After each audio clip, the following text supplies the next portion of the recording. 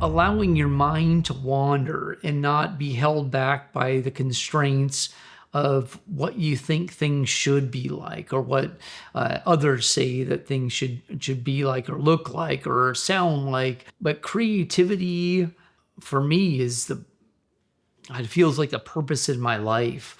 I love to look at anything, a car or a retail display or anything, and go and look at it and put my own style to it, my own vision of how it should be. Or with my photography, well, all these people keep shooting it this way, but I don't see it that way. I see it this way.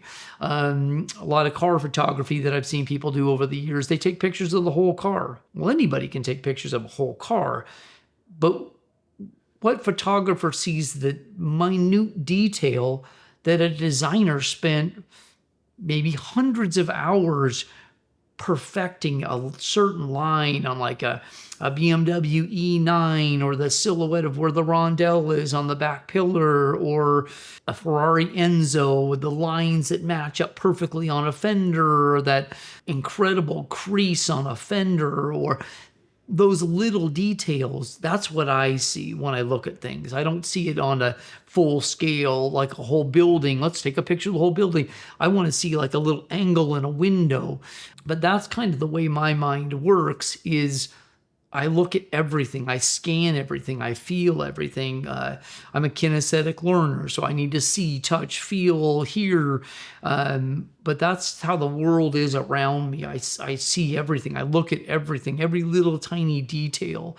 And that's what I enjoy about my artwork, is exploring shapes and design, and then being able to go in on a very minute scale, 0.003 pen, and filling details all the way down to a pinhead of ink. That's all part of the creative process, but really exploring visions and ideas that you can't even comprehend in a way, and seeing where that takes you and where that leads. I think so many people they just replicate. They don't try and explore and create anything new.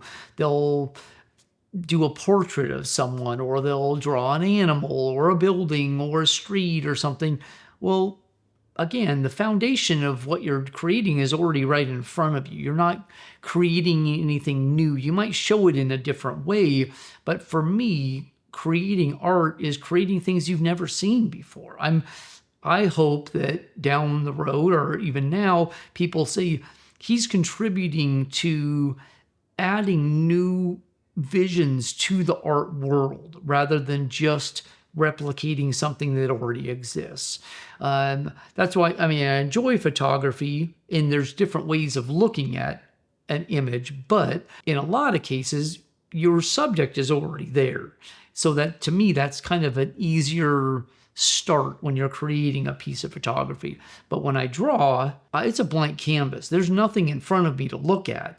And for me, that's so much more challenging and rewarding to do that, because again, I can just let my mind wander. And as I've said before, I never argue with what wants to come out. I just let my mind go free and see what comes out. And even for me, I'm surprised at what comes out at times. I'm like, ooh, where did that even come from? But that's your creative mind. It's drawing on experiences and feelings. And I think that's one of the biggest things, as well as my creations are from emotions rather than just a visual aid. I'm creating things just off of movement. And that's one of the things that really inspires me to create and tap into my creativity, is just letting it flow and see what happens and what comes out.